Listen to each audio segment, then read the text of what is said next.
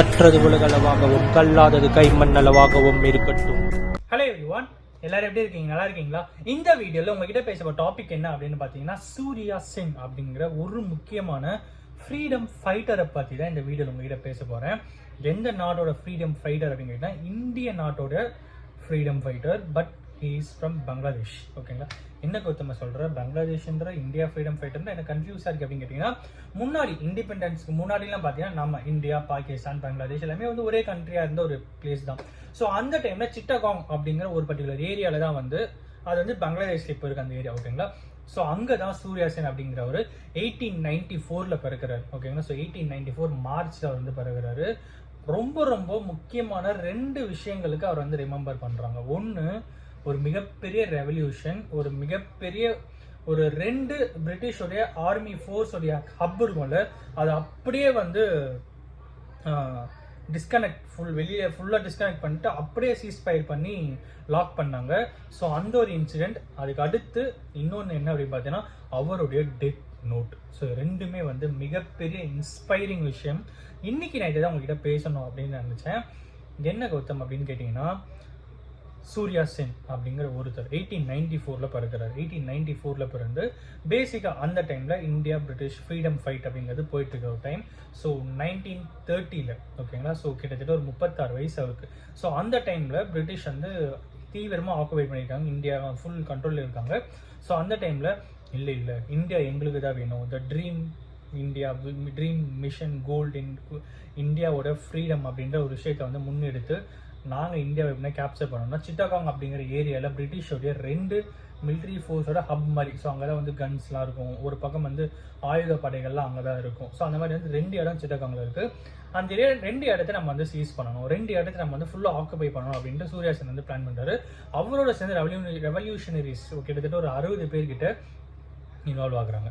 Women, மென் சொல்லிட்டு எல்லாருமே involve ஆகுறாங்க. 2 தரப்புக்கும் வந்து பக்காவாக பிளான் பண்ணி ஏப்ரல் 18, 1930 அந்த பர்டிகுலர் பிளேஸை அவர் வந்து ஆக்குபை பண்ணுறாரு.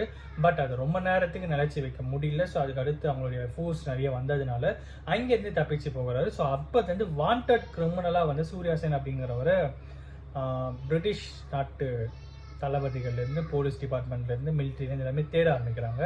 இவரை கண்டுபிடிச்சு கொடுக்குறவங்களுக்கு நாங்கள் சன்மானமும் கொடுப்போம் அப்படின்ற மாதிரியும் சொல்லிடுறாங்க.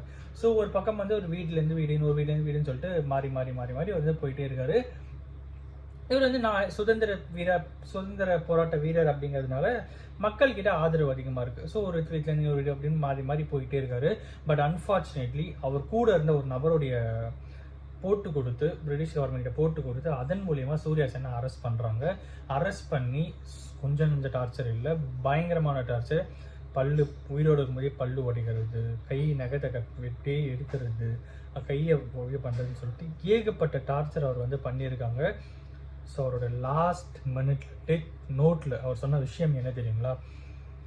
மரணம் என்னுடைய கதை வந்து தட்டிட்டு இருக்கு, நான் வந்து கிளம்புறதுக்கு ரெடியாக இருக்கேன், பட் ஒரு விஷயத்த மறந்துடாதீங்க, ஏப்ரல் 18 அந்த டேட் எனக்கு எக்ஸாக்டாக மறக்கல, பட் அந்த டேட்டை மறந்துடாதீங்க. அந்த நாள் என்ன நாள் அப்படின்னு பார்த்தீங்கன்னா, இவங்க அந்த 2 பிளேஸை ஆக்குபை பண்ண நாள் ஏப்ரல் 18, 1930. அந்த டேட்டை மறந்துடாதீங்க.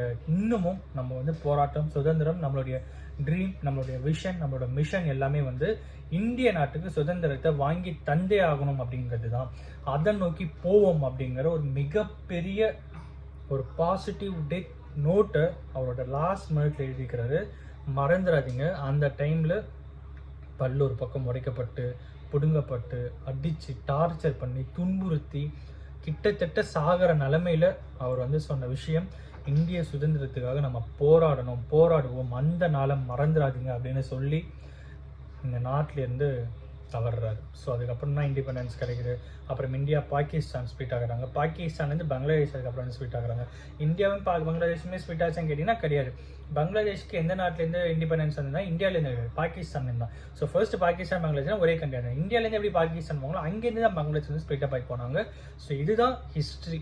ஓகேங்களா? ஸோ அதன் அடிப்படையில் அந்த காலத்தில் பங்களாதேஷ்ல இருந்த ஒரு மிகப்பெரிய வீரர், இங்கே நம்மளாம் வந்து சுபாஷ் சந்திர போஸ், நேதாஜிலாம் சொல்லிட்டு இருக்கோம் பார்த்தீங்களா?